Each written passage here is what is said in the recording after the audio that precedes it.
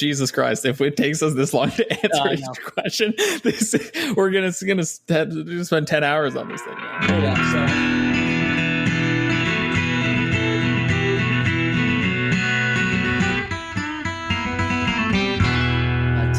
Yeah, so I got a question to kick off the episode for you.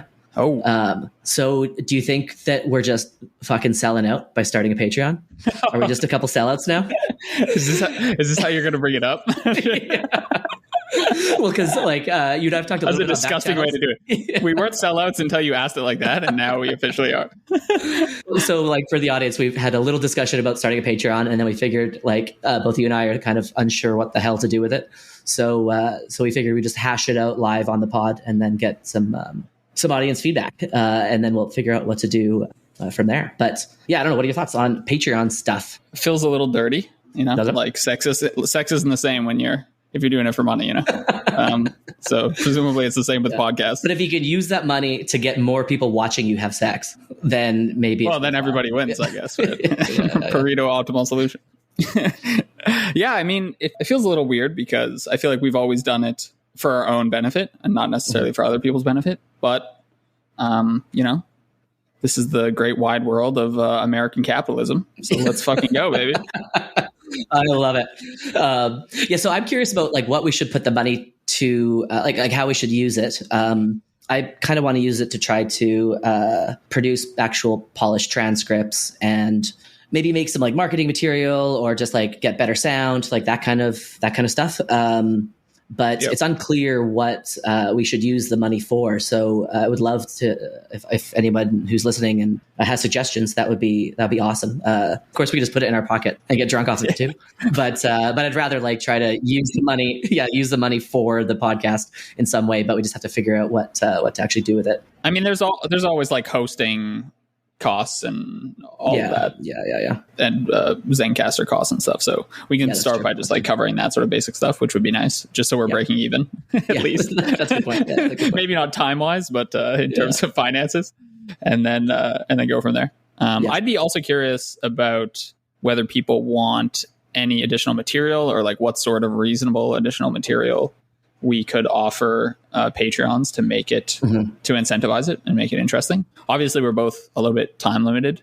This isn't our primary gig as a lot of podcasters. So we can't be doing multiple episodes a week or anything near that cadence, but we can maybe do some additional AMAs or start singing for people, doing some, doing a couple sex tapes, so one thing that might be fun is just having a monthly Patreon Zoom call or something, and just actually interacting with people and chatting. We do a bit of that in the Discord, but I know the Discord isn't for everyone, and I imagine there's a lot of people who would like to just interact and chat and shoot the shit and talk about whatever, who maybe aren't super comfortable using Discord, or that's just not their preferred platform.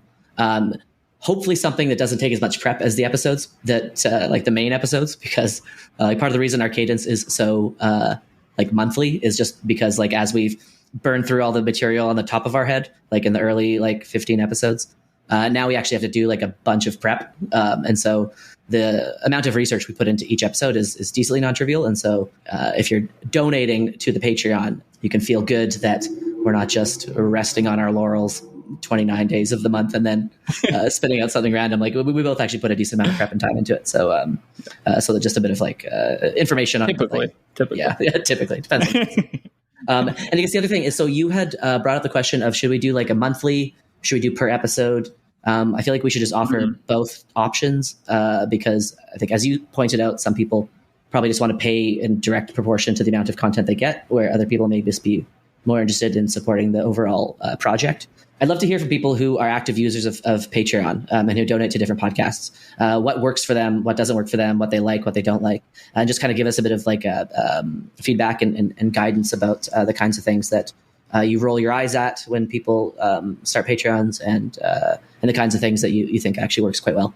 That'd be super useful feedback, and I'm sure whatever we put up now will probably change in the next couple months as we're hearing more from all y'all about what you like and what you don't like, and then we'll just kind of tweak it as we go. But we should say, so we're talking about this because we've received a number of requests now, which is so kind, and we don't want to keep turning people down. So at least having something to point people to, I think, is probably worthwhile. No, I mean, if only one of us was a professor or something and could upload, lecture videos, or if one of us produced, maybe you can just like record some guitar for people and give themselves some of sweet melodic notes. Magic. Yeah, exactly. Yeah. That'd be actually a good reason to start playing guitar again, because I basically stopped at the beginning of the pandemic because I was teaching for 8 years and I loved it. But once all my students turned into online lessons, or all my classes turned into online classes, just kind of like became not fun anymore. And that's when we started the podcast. And so that's kind of been my creative outlet. But it would be nice to get back to playing guitar. So maybe Patreon could have something to do with that too. Yeah.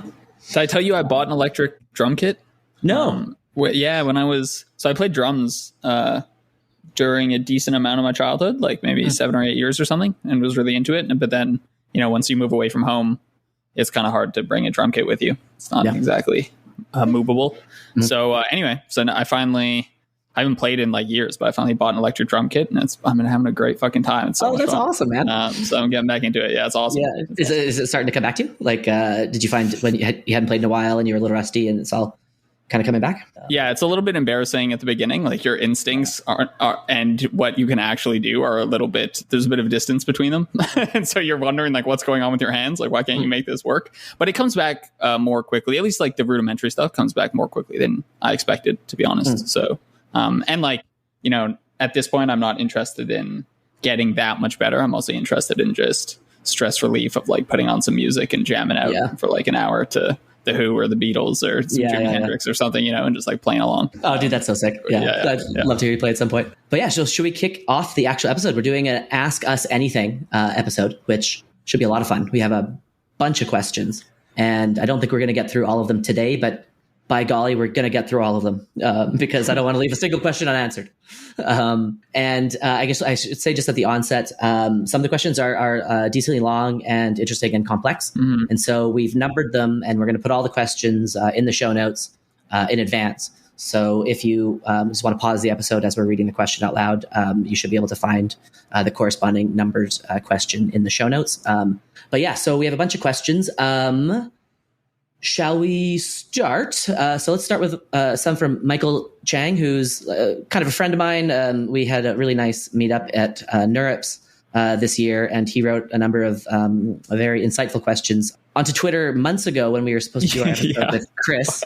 But schedules didn't align, and we are still trying to get that episode going. So I will maybe read the first question and then throw it over to you, and then we'll just riff and bounce. Michael has 4 questions. So we'll start with the first one. So he says, it's not clear that humans are universal explainers. Standard argument for this is to assume otherwise is to appeal to the supernatural. But this argument is weak because it does not explain why humans could, in principle, explain everything. But all Deutsch's ideas rest on this axiom. It's almost tautological. There could be things that humans can't explain, but we wouldn't even know that these things because we wouldn't be able to explain them. I think this argument that humans are universal explainers and thus can achieve indefinite progress needs more rigor. It might be a step jump from animals to humans, but why could there not be more step jumps in intelligence beyond human intelligence that we don't even know about? I'd love to get your thoughts on this. So, what are your thoughts, good sir? You will get my thoughts on this. Yeah. Oh boy, will I get your thoughts? Yeah. Yeah, so I have a few thoughts. In some sense, I agree with him, but maybe I'll start with the disagreement to make things more interesting. The alternative explanation that there's some things human can't explain is a pretty bad theory. And I feel like an impossibility result of that form, the burden is on that sort of claim to come up with why, right? So if you're going to say something is impossible, it feels like you need to appeal to some sort of like theory, some sort of theory of physics, some sort of justification for why that's not possible.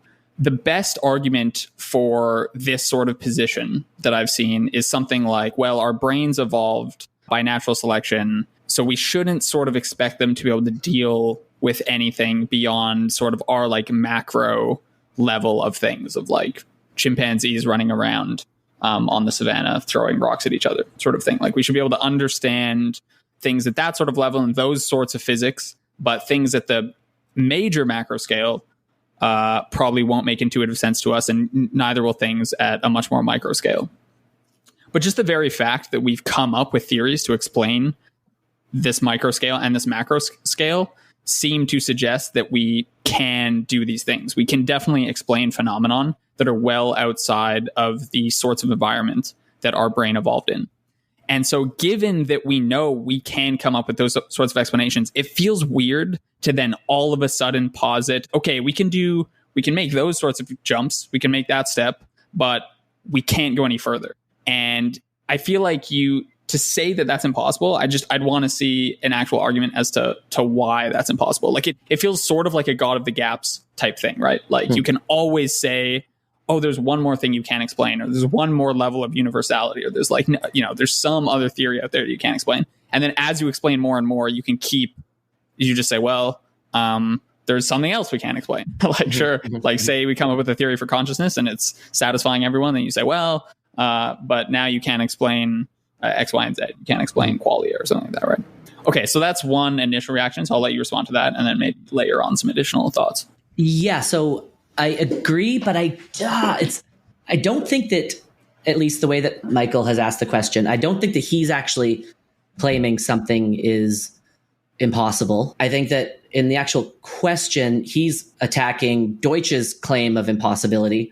And Deutsch's claim of impossibility is that it's impossible to have a computer or a mind, a programming machine that is capable of explaining things that a universal Turing machine can't explain. So there's kind of impossibilities on both sides.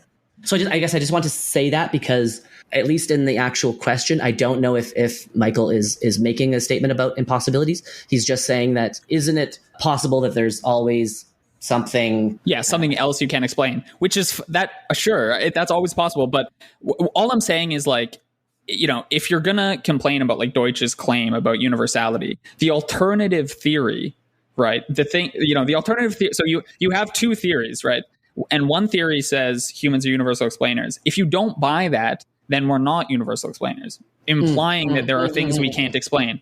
So you have two theories on the table, and now you have to say, like, okay, like what are their implications, etc. And I just find that the one that says there could always be things that we can't explain is, in a very Deutschian way, a bad explanation, because it's like easy to vary. It's got all the features of a bad explanation. You can always say that about something, right? And so if you're gonna say that it's in principle impossible for humans to explain a certain class of phenomenon, then I think the burden is on you a little bit to like give details about that class or give a justification as to why. Right? Nice. Yeah. So my second set of thoughts. So in some sense, I think Deutsch's arguments are justified by his whole computational universality thing, right? So like here I was going to go with it. Yeah. Okay. Yeah. Nice. So I mean, this gets like a little complicated, but insofar as like the Church Turing Deutsch principle is true, and it's like pretty well subscribed to that it is true, except by like someone like Roger Penrose or something, then, all physical processes can be computed by like a quantum computer. This is all assuming quantum mechanics is true, but let's just posit for the moment that it is.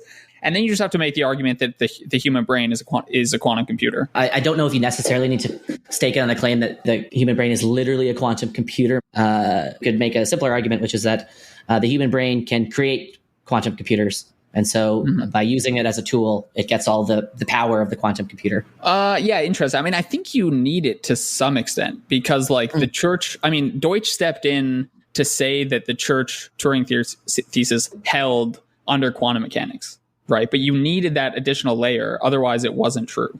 Or that's my understanding, at least. Interesting. Yeah, I should punt. I'll have to look that up. Yeah. Okay. Anyway. Yeah. But leave it for exercise for the audience and for me to furiously Google after the call. Yeah.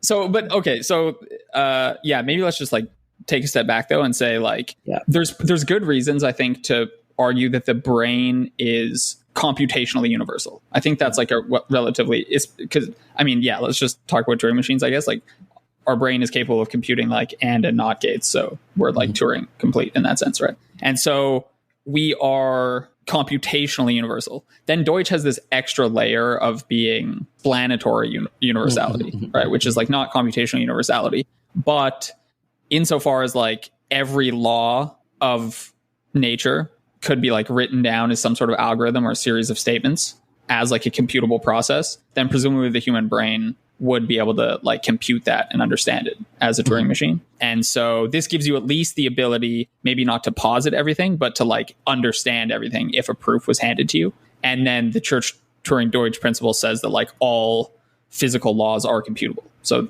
and then you have the fact that the human brain could understand anything. So obviously that was a little rough, and like I'm sure Deutsch would want to refine the edges around that sort of argument. But I think there is more to the claim of universality in humans than simply saying that like the alternative is a bad explanation, which I also happen to agree with. But I think there is more to the argument than just that. Yeah, nice. Okay, so that was basically my main response to Michael's question. So Michael writes that the standard argument for this is that to assume otherwise is to appeal to the supernatural. But that's like the concluding step of a multi-step argument. And I want to point people to two places to get a better grasp on this. The first place is Bruce Nielsen's excellent podcast, which I should say is called The Theory of Anything podcast. And I will link to it because it's great. And I think he's the podcaster who at least I turn to get a better grapple of the computational component of Deutsch's work. He understands it very well. And in particular, I just re-listened to his episode 9, I believe, where he talks about computational universality. And so I just would direct everybody over to that episode to get a good understanding. The second place I want to point people to is Deutsch's recent conversation with Coleman Hughes, the last, I think, 15 minutes or so. He lays out the whole argument in full. And I'll do my best to explain the argument from him. But if you want to listen to Deutsch explain it himself, I think that's a reasonably concise place where he explains the whole thing. And in his explanation, the whole appeal to the supernatural thing is just like the last thing he tacks on, because the majority of his argument has to do with computational universality. And so when I listened to Bruce Nielsen's podcast, he kind of gave me some new insight into how to think about computational universality. And so I'm going to take his explanation and then use it in a slightly different way. But I think his explanation was a really nice way to think about just why computational universality is such an important thing in the first place. So what he says, and again, this is Bruce's exposition of Deutsch's argument, is he just talks about something that every computer science student learns in like first year computer science, which is a finite state automata, which you're obviously familiar with.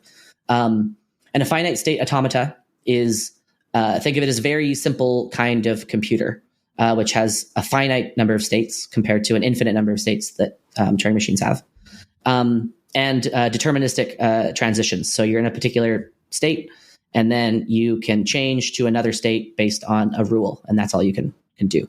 Okay, so that's a very simple kind of computer. And the question is, what kind of programs can you run on that kind of computer? And it turns out you can run a small class of programs. Maybe the most popular program is regular expressions. So programmers and computer science students will know what regular expressions are. But for the non-nerds out there, it's just a way to identify different kinds of strings. So you can write a little program and it will tell you if the string you put in is, say, a telephone number, or a URL, or a hyperlink, or a paragraph, etc. Okay, so you can run regular expressions on finite state automatas. Then there's another thing called a pushdown automata, a PDA, which is the same as a finite state automata, except you have memory at each state. So not only can you go from state X to state Y, but you can, once you return to state X, you can store information at each state. So the question is, can you express some programs on push-down automatas that you can't express on finite state automatas? And the answer is yes. Yes, you can. One example of a kind of program you can run on a push-down automata, but not a finite state automata, is context-free grammars, which are used all throughout linguistics primarily, but also used to create programming languages. And it's quite easy to see that anything you run on a finite state automata, the simpler one, can also be run on the PDA, the pushdown automata, because you just don't use the memory, and then you basically have a finite state automata. Okay, so that's interesting, because that basically says you have a simple computer, which you can run some programs on, and then you have a more complex computer that you can run even more programs on. And so then the question is, does this continue to infinity? For any computer that you could possibly dream up, is there always a more powerful computer sitting above it that can run stuff that can't be run on the simpler kind of computer. And so the whole point of computational universality is that there's a ceiling. Once you get to Turing machine, any other more complex computer you can possibly dream up can basically be reduced to a Turing machine. So people try to show, for example, like maybe instead of having just a one-dimensional tape, what if you have like a 2D plane?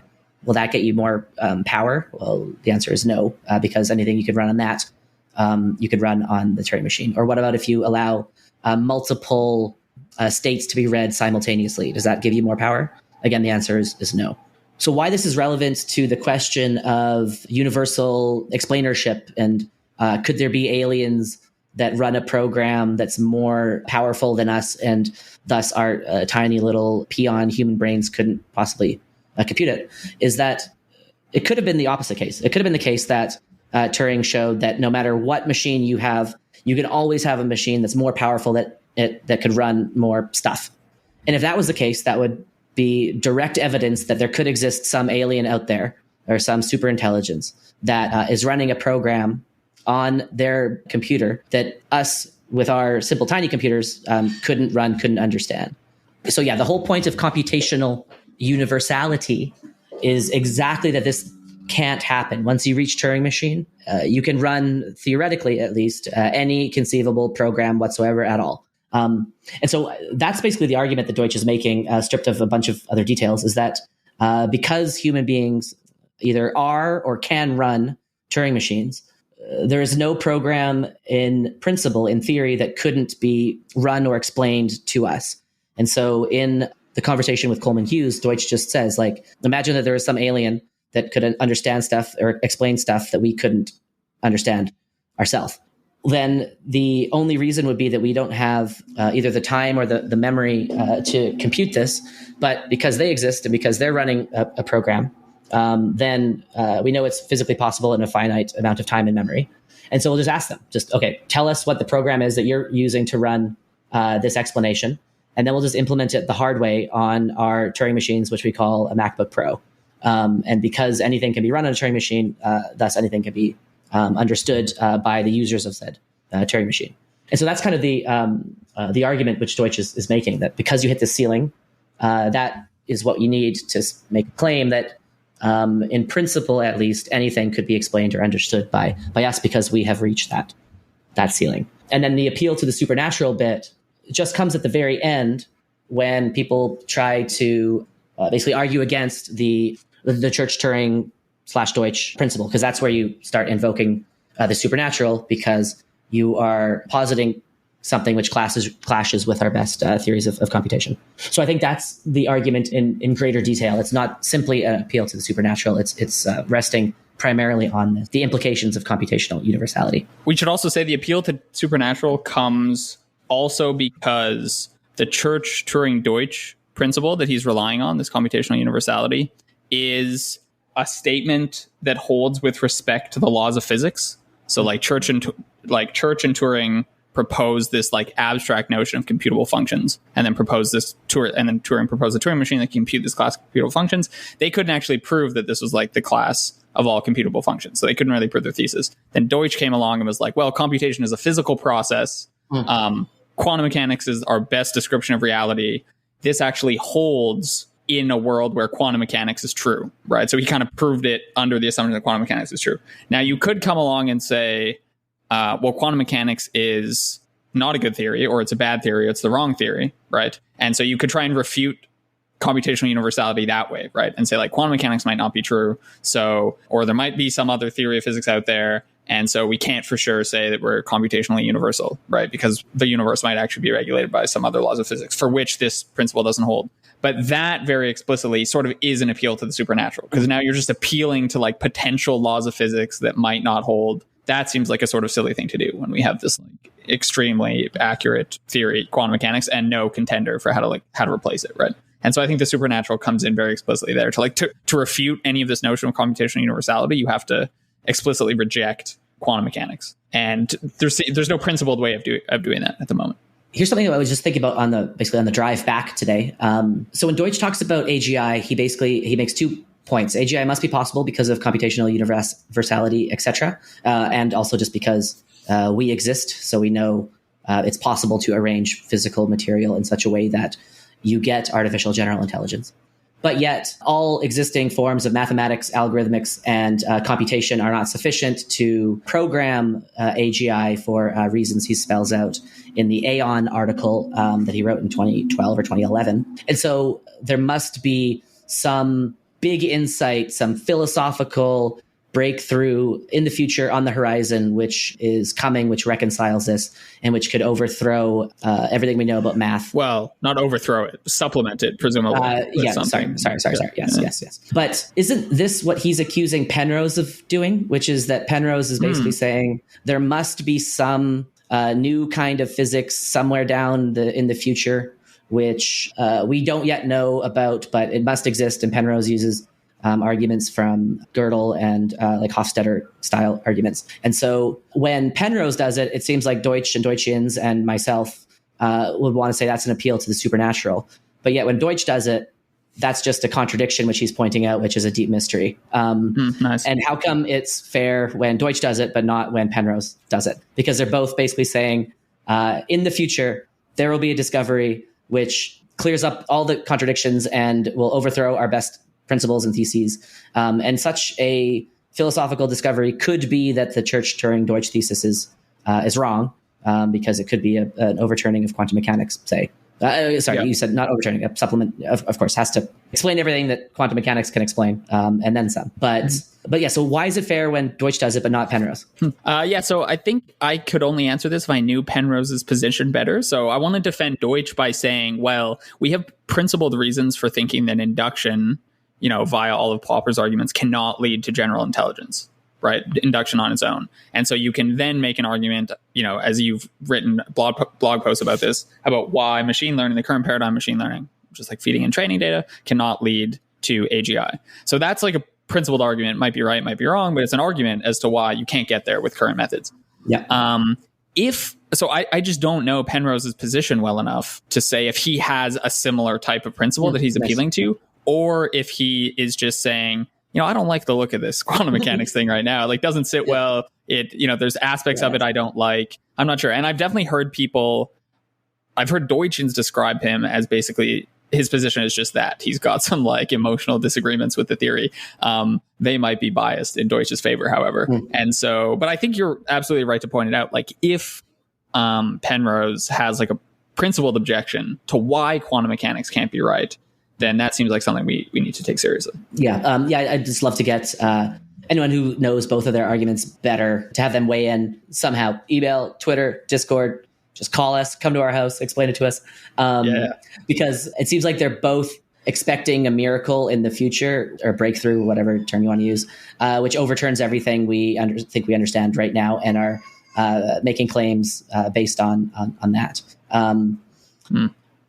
I don't know Penrose's stuff nearly as well, so I won't even attempt to explain it, but I just at least wanted to flag that this may be a potential thing to be on guard for if we're claiming supernatural when other people do it, but yet we don't claim that for ourselves, then that's something we need to at least reflect on.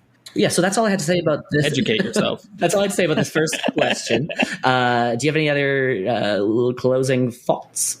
Only that, Jesus Christ, if it takes us this long to answer each question, we're gonna spend 10 hours on this thing, man. Holy shit. We gotta answer them in detail, man, no matter how long it takes. Yeah.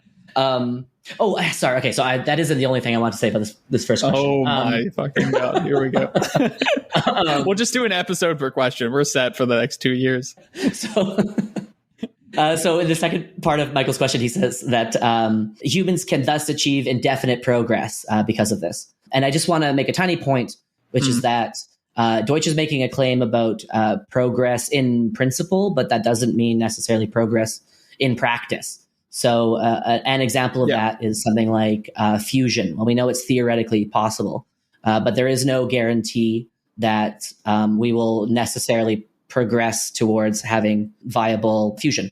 Because saying something is theoretically possible is necessary, but it's not sufficient, because for it to be sufficient to actually get the technology, you need a whole bunch of tiny little incremental engineering pieces of knowledge, which there could be some physical principle along the way that says this isn't possible, or people could lose interest, the funding could change, etc. So I just wanted to clarify that Deutsch is not saying that we will inevitably make progress across every single dimension. He's just making a claim that it's theoretically possible to make progress up until you bump into a possibility result. And so I just want to make that little point because I think it's a subtle but important distinction. Okay. Should we go to question number 2? 2 out of 20. I think we started with the thicker ones, but oh man, I have so much to say on so many of these questions. So let's just take our time with it. All right. So this is Michael Chang still. This is what we get for ignoring his questions for like a few months, though. He's well justified to ask deep and rich questions. Yeah. So he says, another point I'd love to get your perspectives on is the idea of a creative program. Standard discussion is humans are special because we are creative and we don't know what the creative program is. But we need to make progress on creativity at some point, and it kind of feels like we're using the word creativity as a vague suitcase word to encapsulate, quote, everything we don't yet know about intelligence. Simply saying, quote, humans are creative without properly defining what it means to be creative in a way that we can evaluate machines is not helping us make progress on developing creative AI. It's unsatisfying to hear critiques of AI that say, quote, this AI model is not truly intelligent because it is not creative, without also proposing a way to evaluate its creativity. In this sense, critiques of AI that say AI is not creative are bad explanations because these critiques are easy to vary. Without proposing a proper test for creativity that can actually be evaluated, it is not possible for us to conduct a test to refute the critique. I'd love to get your thoughts on how we can construct evaluations for creativity in a way that enables us to make scientific progress on understanding the creative algorithm. All right, I'll let you riff first, and then I'll come in hot. So I totally agree with the frustration of the overuse of the word creativity. I basically have entirely stopped trying to argue along the is it or is it not creative lines. I think you just quickly hit a stalemate because everyone has a different definition of creative. And I also totally agree that creativity, at least in one of my blog posts and probably all throughout all previous podcasts, I'm sure in many times I've said, I just use the word creativity as a vague suitcase word to encapsulate everything we don't yet know about intelligence. Because I think that's basically how Deutsch is using it. And I wouldn't want to make a claim about what creativity is because I don't think we really understand what creativity is. So I don't try to rest too many arguments on AI is not creative because no one knows what you mean by creative. So I totally agree. On the point of coming up with tests or metrics or benchmarks to measure creativity, well, I think Ted Chiang has done a really nice job of coming up with such a test. And that's what I have been using recently to try to just get rid of the word creativity from the discussion. And Ted Chiang's basic point is that if you can get more out of it than you put into it, then we can say something is being created somewhere. Hence, it's fair to maybe say it's creative. And what he means when he says get more out of it than put in is if you can train larger language models on the output of smaller language models, then that would basically falsify my prediction that these machines aren't creative. Something is clearly being created, and arguably this is the beginning of FOOM, because why would we stop? We'll just keep doing it, right? If you can automate this, keep doing it. But I see this as like an epistemological perpetual motion machine. I just don't see how you can possibly produce better training data than what you've put into these models. You should maybe clarify that you don't just mean can you train a bigger model based on that, but can you train a better model? Like will the model get better as it's trained? Yeah, not just can you, because obviously you could. It's just yeah. So that would be my test. I've proposed other tests before, like train it on all text, all information up to some discovery, and see if it can make that discovery. That would be very persuasive to me. But the main thing, like, get rid of the word creative and just say, like, are we getting new ideas? Are we getting new thoughts, new explanations, new theories, new whatever? That's not just contained in the training data. You could do other stuff. You could create a special training set that has no reference to anything that is at all related to computers, and then see if it is able to come up with explanations and stuff that's related to computers. If you could do these kind of things, then I would be very surprised and very impressed. And arguably, this would be like a huge strike against everything that Popper has written about induction and all that. And this is anyone who's sufficiently interested in this question can set themselves the task of trying to show that this works. You can do it in PyTorch. You can make your own data set. So it's totally something that anyone with time and a laptop could do. But I am unbelievably skeptical that this will ever work. So that would be my recommendation for some sort of test. What do you think of all that? I'm actually somewhat optimistic that something like this might get tried soon, because I've heard other people start mentioning certain tests like this. Even Mr. Yudkowsky himself, I think, recently on a podcast said, and he was referring to consciousness, like how do we make sure these things are like not conscious? And one way is to train it on a corpus by removing all references to consciousness, etc. That might be really hard to do, but in principle, it could be done, right? And if anyone has the resources to do it, it's Google or OpenAI or something. And so I think the more these kinds of tests where you remove something explicitly from the training data and see if the model can like regenerate it, this seems to be gaining more traction. So I wouldn't be surprised if we saw something like this in the next while. Another test is just to take, like, if the current language models can start producing novel ideas that get into conferences, journals, etc., that we consider like insightful novel contributions, then that would be an equivalent way to do it. I think there's just a couple important details that would have to be specified in advance. So we know that you can, I think you referenced a website that just makes like fake math papers, and some people have got them past the peer review. So I wouldn't want it to just be AI generated paper, sneaks past peer review. Does this mean AGI is on the horizon? Well, because there's all sorts of problems with peer review. It's by no means infallible. And I think a better way to demonstrate that this thing actually works is you set up the experiment in kind of the following way. You'd say, okay, give me any language model, any machine learning, anything, make it as powerful as you want, unbounded power, make it the best you can get, using whatever techniques you have at your disposal. And then ask it to generate not 100 different papers that a human being hand selects as the one that's most promising. Because as soon as you do that, now human being knowledge has contaminated your experiment. So you can't do that. So you have to either generate the first one, or you could generate 100 and get maybe a different language model to evaluate which one is the one that's actually making a genuine contribution. So as long as it's language models in the entire process, then we've removed the human beings from the loop, and we can be sure that it's actually AI creating it rather than human beings cherry picking the successful results. But then second, we wouldn't want to just put it to the peer review and say, hope for the best. I think we'd all just want to look at it publicly and try to figure out what the key contribution is. Because when you send it to a peer review, you're trying to get a couple people to find what the key contribution is and see if it's a genuine contribution. And then just get people to think about it. Is it a genuine contribution in the field of biology, in the field of physics, in the field of computer science, in psychology, whatever?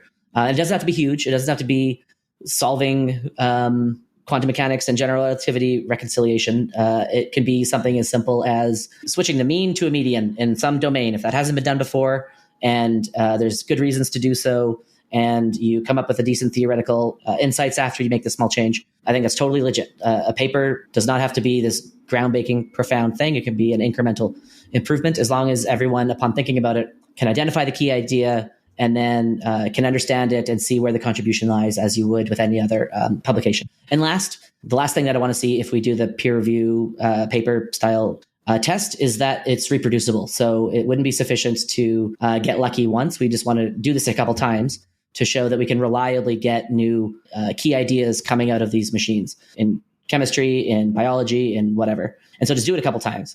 And if you keep getting new ideas coming out, then yeah, I'll be flabbergasted. I will completely admit 100% this is creativity, this is knowledge, 100%. And it'll I think be the most exciting epistemological discovery that I've been alive to witness. And so I hope that such a thing happens.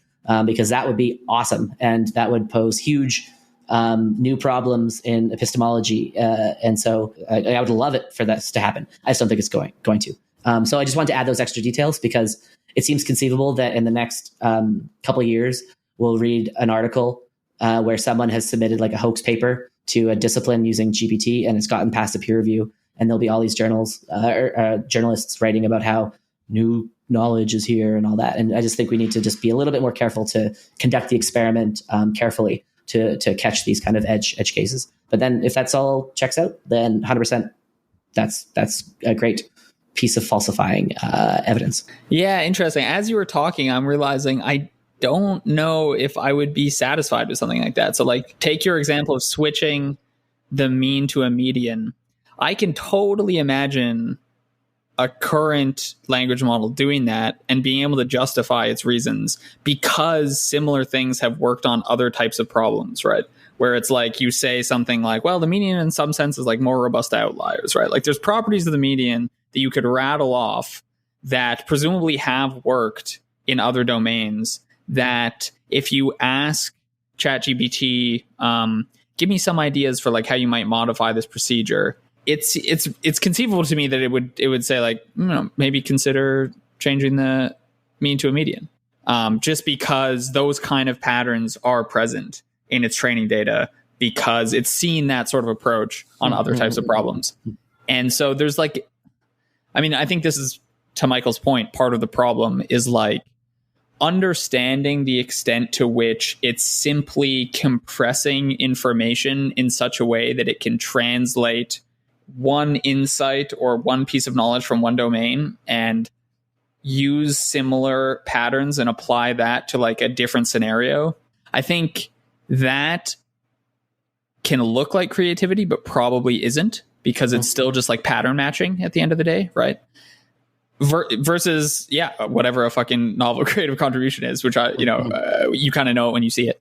And so now I kind of think maybe we need like just a more functional or like some sort of definition of creativity where you can look at maybe you can look at the frequencies of training data, you can look at the patterns, and you can say this departs from like what it's seen in the past to such an extent that we can like call it novel. Yeah, I'm not sure exactly what I'm getting at, but I can totally imagine tomorrow ChatGPT coming up with an idea to switch the mean to the median, and I think you or I would both be like, nah, this is not right. Yeah, so let me spell out a bit more what I mean by that. So part of my refining of the peer review test is that we all look at the idea, analyze it, and see if it's novel or not.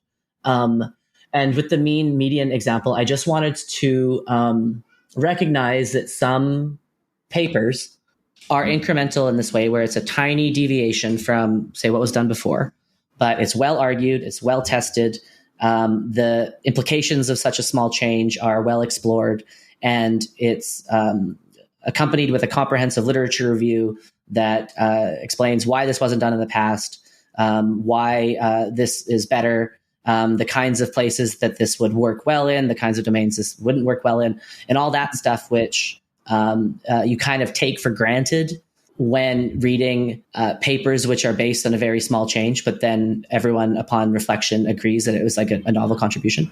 And so I just want, like, the highest level point is I don't want to be setting the bar for my test that would falsify my position to be so high that it basically requires a Fields medal or a grand new theory of physics. And then and only then will I admit that AI is creative. I think that incremental knowledge is still knowledge. And with the mean to median thing, I'm just trying to get at that incremental improvements still count.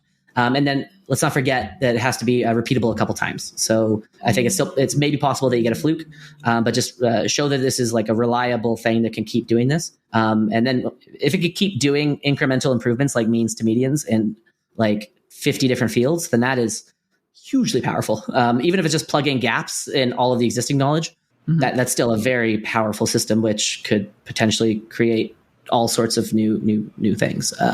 So that's the mean to the median. The point of the mean to the median is just, it doesn't have to be a grand unifying theory of everything. It can be something a bit more modest, and that would still impress me substantially. That's the main. Yeah, interesting. I'm still worried it's like vague enough where it's like, it could do it. You're going to be like, nah, this isn't quite good enough. Some other people are going to say, yeah, this is good enough. What do you mean? Etc. So anyway, let me just try and propose something like totally different, and just we can riff on it a bit. And it's not as well operationalized as yours, but I'm just kind of curious where this takes us. So I was reading an old Michael Nielsen blog post a couple days ago. Sorry, who's Michael Nielsen? Oh, he's he has a PhD in physics from New Mexico. Now he kind of works in like the tools for thought space, and like and trying to understand how people understand things better and like build various tools. But he sort of like was an academic for a while and is now interested in sort of like open science, tools for thought, that He's sort like of space. Zettelkasten guy. He has like that cool nested Zettelkasten thing. So no? He has worked with Andy Matuszak, who's probably who you're talking about, who's done sort of the online. He has like online notes and who's the big Zettelkasten guy. But he wrote a book about learning quantum mechanics called Quantum Country with Andy Matuszak. And so he is in that space, and he's a very interesting guy. Like I definitely recommend people check him out if they don't know him. He's done lots of stuff, and he's kind of hard to summarize, as evidenced by my total failure to actually summarize what he's doing. But anyway, so I was reading an old blog post of his, a couple days ago, and I came across this interesting paragraph on creativity, which I thought was creative.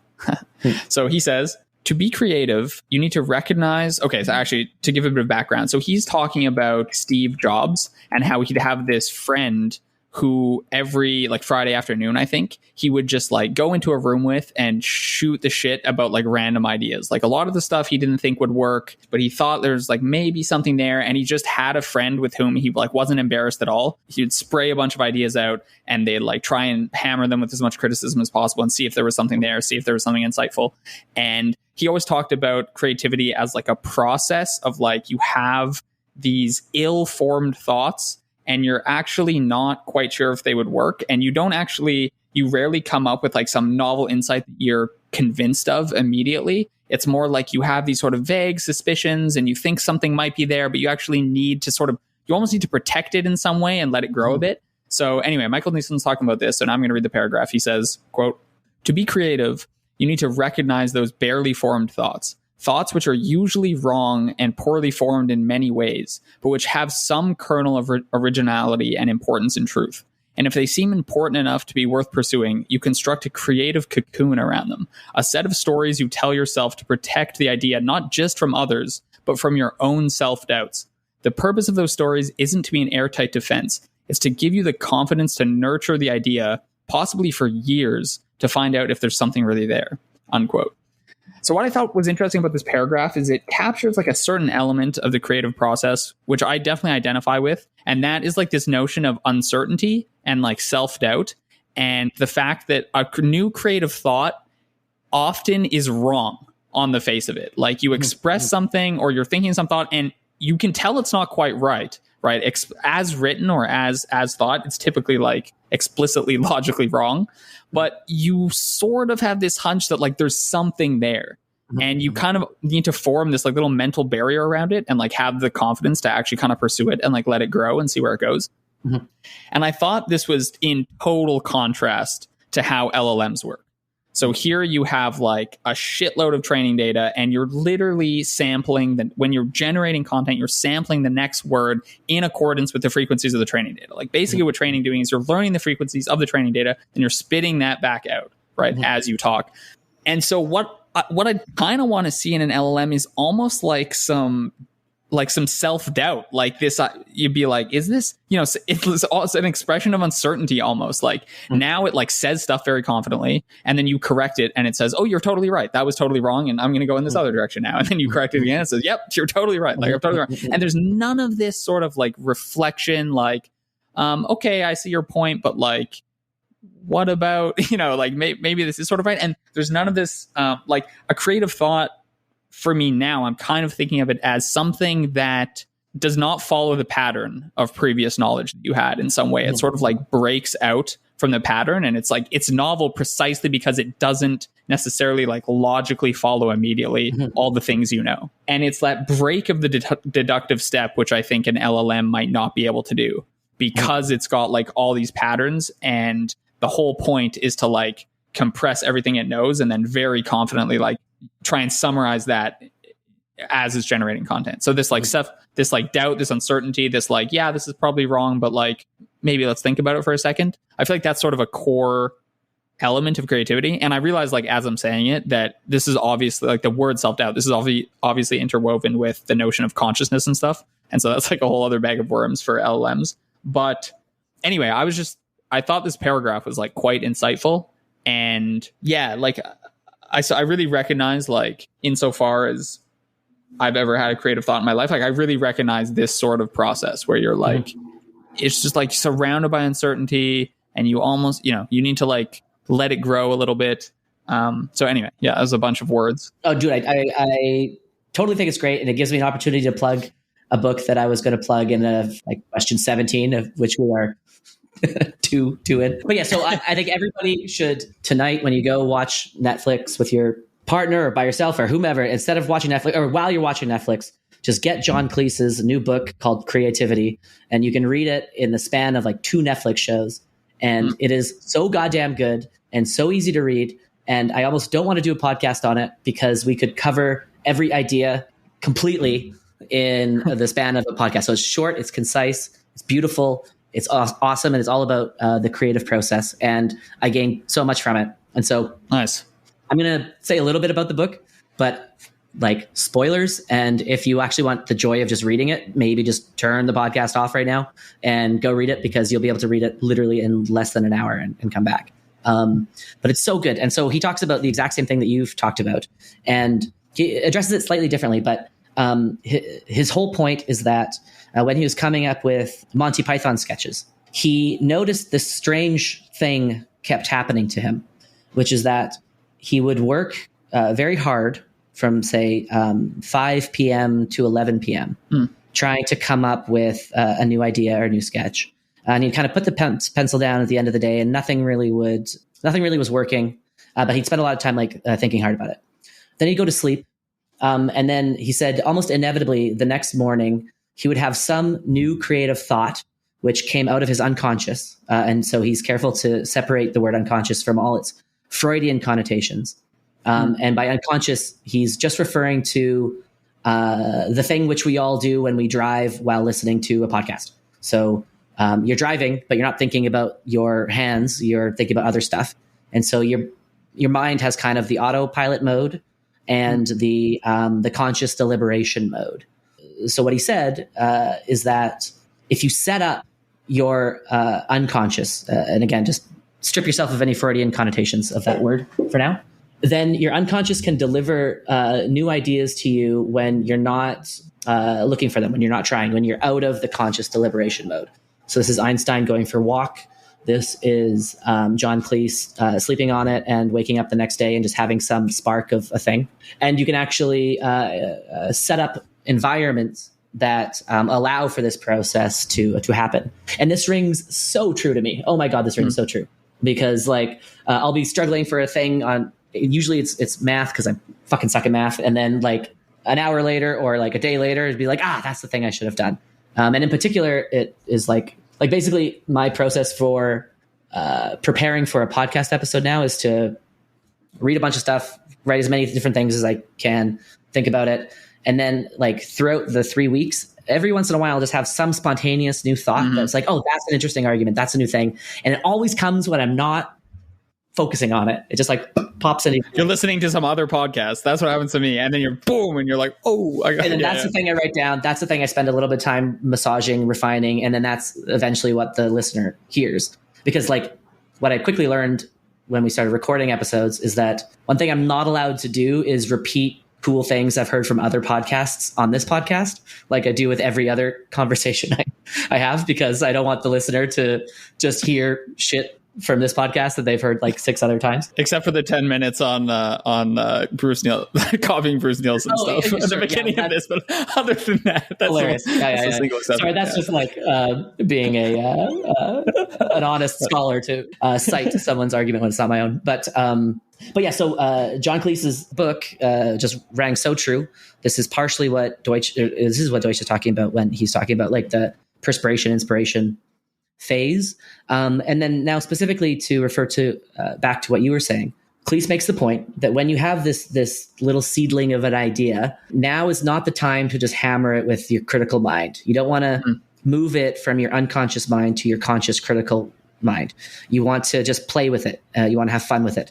And so reading this book from Cleese, where I think there's 1 or 2 citations, it's not an academic book. It's him just describing his creative process in a way that I think will ring true to almost everyone who is in some sort of creative profession. And by describing what he just found out worked naturally. He touches on like Deutchian stuff. He touches on Brian Boyd stuff, where he talks about how like you just need to be in this fun, playful mode. You don't want to be too critical at the beginning stage. He touches on Hugo Mercier's stuff, where it's about having like a social environment where you can just play gracefully with ideas and bounce them around.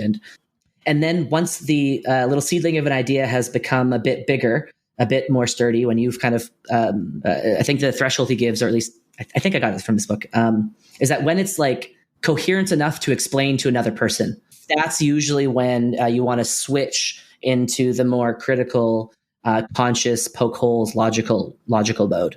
But if you do that too early, you'll just like step on the flower before it's bloomed. And I think that's totally valid. You want to kind of titrate your criticism in such a way that you don't extinguish flames before they grow. And so totally agree. And I think when you just talk about creativity from a Deutchian lens for too long, the word just loses all meaning, and it just becomes exactly what Michael has pointed out, just a suitcase word. And that's why I think it's valuable to read about creativity from people who aren't David Deutsch or us who talk about David Deutsch a lot.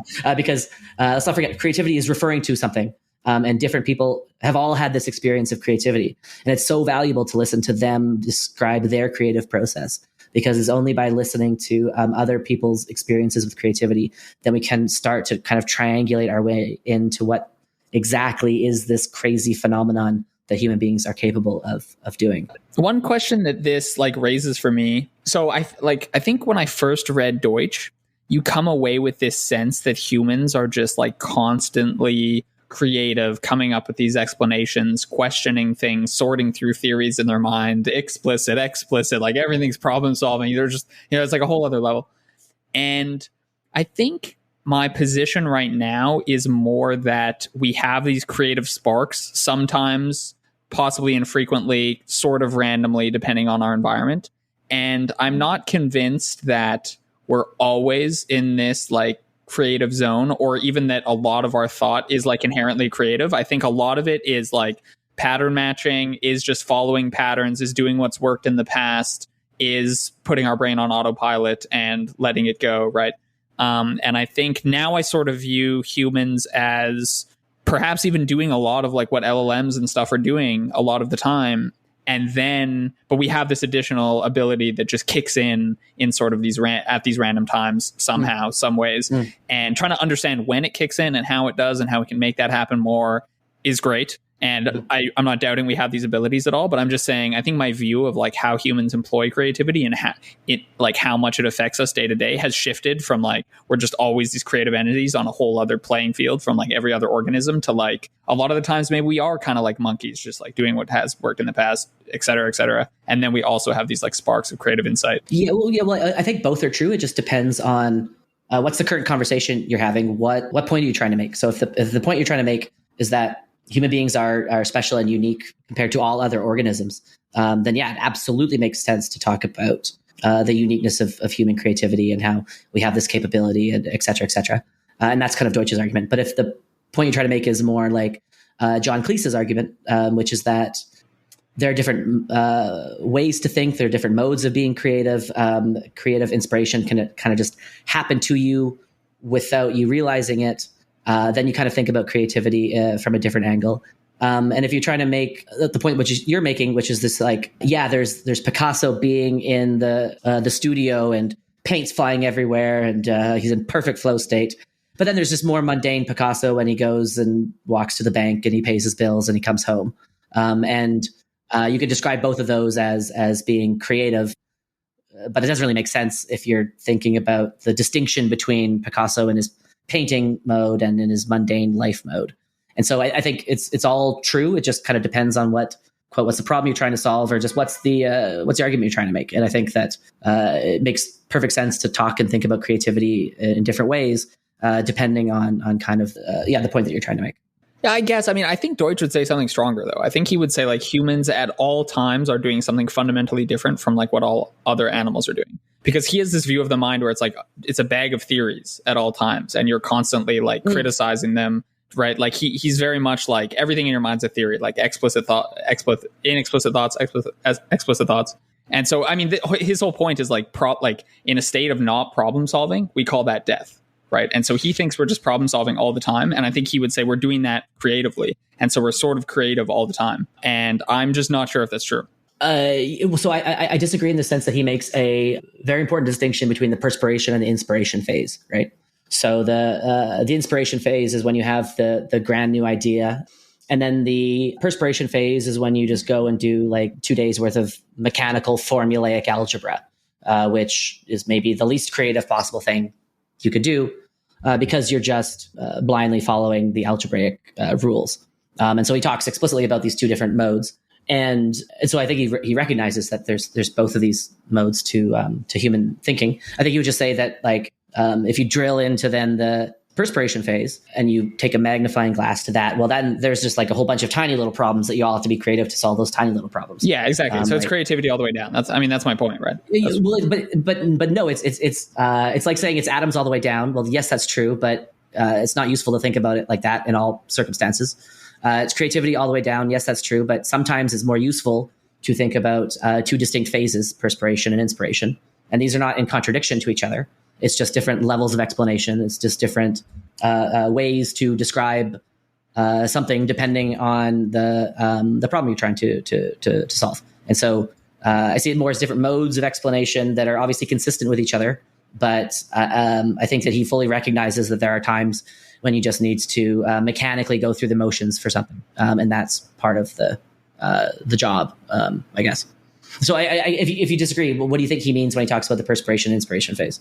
Well, I mean, so he talks about those phases. I just think he thinks creativity is still going on in the perspiration phase. And that, like, I think he thinks humans in the perspiration phase is still a fundamentally different thing than any other organism in the perspiration phase, right? We're not just, nothing else could do that because it's creativity and problem solving all the way down. And we have this ability to do this, whereas like any other animal or an LLM, et cetera, does not.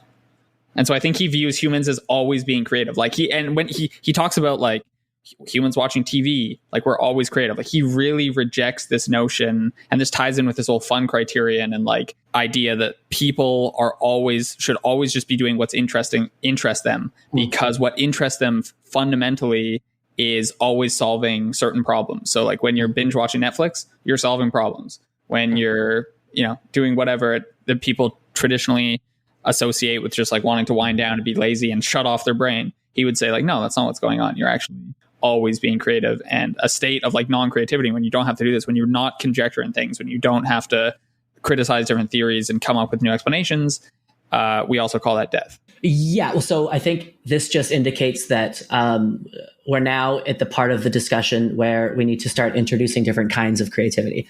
Sure, we're always creative, but there's obviously distinction between flow state painting and paying your bills. And so now we just need to take the word creative and just start teasing out different modes of creativity. Maybe Popper talks about this in one of his books, how, you have like maybe unconscious problem solving and conscious problem solving. And this will get to some thoughts that I have on one of the questions further down about, can we say that the brain only ever solves problems? And so I think it's probably just worthwhile starting to introduce multiple shades of creativity, multiple different modes of creativity, rather than trying to argue the binary, are we either in creative state or not in creative state? Because I can see both sides of it, and I think that just indicates we just need to separate that one concept into multiple different kinds of concepts. And maybe you don't need to do that when you're talking about the difference between between humans and machines. But maybe when you're talking about different states that the brain can be in, we now need to introduce different types of creativity. Consider it an overarching class that has different subcomponents into it. So I think we're both in agreement about what Deutsch thinks. Let me put it this way. If he was to say, Vaden, no, I don't think that there's different shapes of creativity. I think that there's exactly one and only one mode, and I see no distinction between the perspiration and inspiration phase. I see no distinction between flow state painting and paying taxes. It's all exactly the same. Then I would disagree with him. But I feel like he would totally agree that there's different kinds of creative thought processes that are clearly different in different circumstances. But yeah, I mean, yeah, is that satisfying or not satisfying? Ask him or something at some point. I'm not sure. I mean, I'm just saying that doesn't fit in very well to like the Cleese view here, right? He's talking about like And you might just say, yeah, he's talking about one sort of creativity. But then we're back to the problem of just like, we're calling creativity a bunch of these different things. And like, I want to reserve the word creativity. Like I want it to fucking mean something. And so I want it to mean like these moments when we all sort of agree we're being like creative, we're coming up with new ideas, and we're in this Cleese Nielsen like mode of like generating these things that we really value and we think are novel. And I just want to draw a distinction between that and other things you're doing in your day-to-day life. And I'm not convinced that I'm not convinced where the dividing line is between humans and machines. Like, I don't know if machines can do the lower forms of creativity, right? Because they can certainly perform some types of deductive logic, some types of like following this pattern and compressing information to get a new thing that's never been said before. The question is like, what's the distinction between what they're doing there and what we really value in the human-like ability to come up with things that we consider creative? And I think it precisely has to do with this like Cleese notion of creativity. And so I want to carve out a special name for that. And like, to just talk about all these levels of creativity, you sort of lose the plot. It's like, well, I guess this gets to, so I'm not going to respond directly to what you're saying, but it leads to another component of Michael's question, which I wanted to respond to, which you were kind of getting at yourself, I guess. And so he says, simply saying humans are creative without properly defining what it means to be creative in a way that we can evaluate in machines is not helpful. That is not helping us make progress.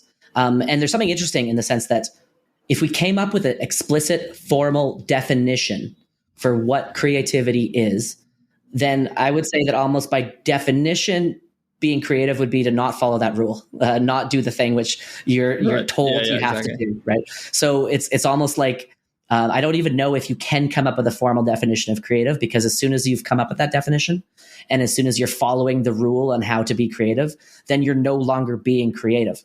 Because there's this is why I don't think computers are going to be able to do it modulo future breakthrough, is because even when you have a machine learning algorithm, which is getting generalizations out of data in, quote, an inductive way, this is still actually deductive in the sense that it's following the program, and the program is a set of rules, and the rules are doing telling you to do a specific thing. And so it is pure deduction, even though you can kind of describe it in the language of induction, because you can't program something without giving it rules from which it has to deduce the consequences and follow these rules.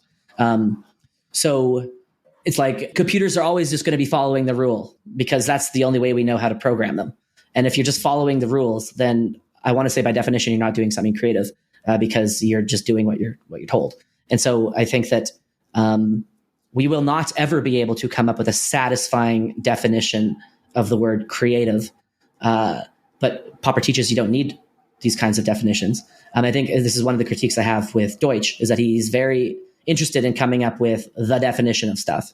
When really, I think we should recognize that all interesting questions like life, consciousness, intelligence don't have, and perhaps potentially can't have, definitions associated with them. Like, what's the definition of life?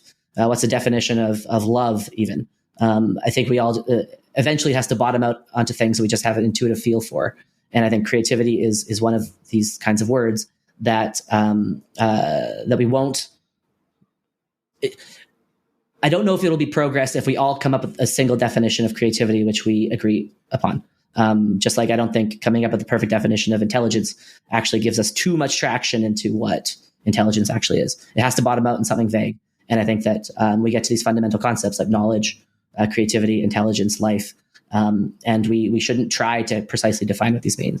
We should just accept them as very loose, broad, vague words, which we try to use to cover a very broad and wide-ranging set of phenomena. I mean, a definition is not the same as an algorithm to produce the result, right? I feel like you're conflating being able to come up with a definition for something versus being able to write a program that implements it. So I agree, if you had a rule by rule formula that said how to be creative, that would sort of invalidate the notion. Like, there's something sort of paradoxical about doing that. But it seems to me totally valid to have a definition or a criteria, as you've already come up with yourself, for like what constitutes something that would be creative. It depends. So you snuck the word formal in there when you were talking about definitions. There I might agree with you. So I was referring to the word so I was responding to the word properly defining. I was assuming that what Michael meant is like a mathematical formal definition, because that's what machine learning and math and stuff is built upon. Maybe that's not what he meant, but so my critique only applies to trying to come up with a formal definition, which is what you need in math. Yeah, I'm not sure what I think about that. I mean, there's still a distinction between the definition and actually like carrying it out. But I agree that there does seem something paradoxical about writing down an a priori definition of precisely what creativity would be. So I think we need to, we haven't done this in a while, but I think we need to start a series to get through all of these questions, because we have only touched the second question and Michael has two more. So I think these are the meatier questions, but so I propose this is a good place to pause, and then maybe we'll just release a series of these conversations to get through all the questions, because nothing will keep me up at night more than knowing that someone asked a question that we didn't try to respond to. That'll just drive me nuts. But yeah, so maybe to foreshadow. So there's questions about Bayesian epistemology, our critiques there, questions about what do we think critical rationalism can learn from effective altruism, which is a great question. There's questions about navigating conversations effectively. There's questions about inexplicit knowledge and how to deal with the interplay between explicit and inexplicit knowledge. There's questions about belief and certainty, and is it possible, as I think Brett Hall would say, to just do away with a notion of belief entirely and say, I don't have beliefs. I don't feel the state of certainty or uncertainty. I just don't have that. I might be totally strawmanning his argument, but I think that's close. I think that's Deutsch's position now too, to be honest. Yeah, I mean, that just seems completely insane to me. Like, not to give it away, but I think I don't know if they're saying that their brains literally don't experience the psychological state that the rest of our brains, like that everybody else on the planet does experience, or if they're saying nobody experiences it, or if they're saying they do, they just don't act on it, which is, I think, how I would choose to interpret them, which is saying, like, I don't make important decisions based on beliefs. I base them on good explanations, which I think is a totally defensible thing to say. But again, I don't entirely know what they're saying. Just so other questions about how should we read Popper? What's the best way to get most out of it? Other books that have added to your personal philosophical development beyond David Deutsch and Karl Popper. If our best theory of how to make rapid progress comes from Popper's epistemology, should making it more widely known be considered a moral imperative? Very strong thoughts on that one, but we'll leave the audience at the edge of their seat. And last question was about emergence. Is emergence the result of the interplay between physical reality and the reality of abstractions? So all of that is in the pipeline. But I know you have a flight tomorrow, and I promised Helena I would not record past 7 p.m., so I should abide by that. And I think we've covered a good amount of content already. Nice, dude. 2 questions per episode. We're set. Yeah, we have our work cut out for us. This is hilarious. We should call this one like an ode to Michael or something. Yeah. But I don't know whether to be embarrassed or proud, to be honest, how long it took us to fucking answer his questions. Jeez. But yeah, cool. So let's maybe hop on soon and try to get these out not a month in between, so that people can actually listen to them in some sort of sequence. Yeah, sounds good. And with that, Georgia is calling me, so I should hop off the phone. Nice. All right, brother. We'll talk. All right, dude. Very soon. Okay. All right. Have a good night. Hi, Georgia.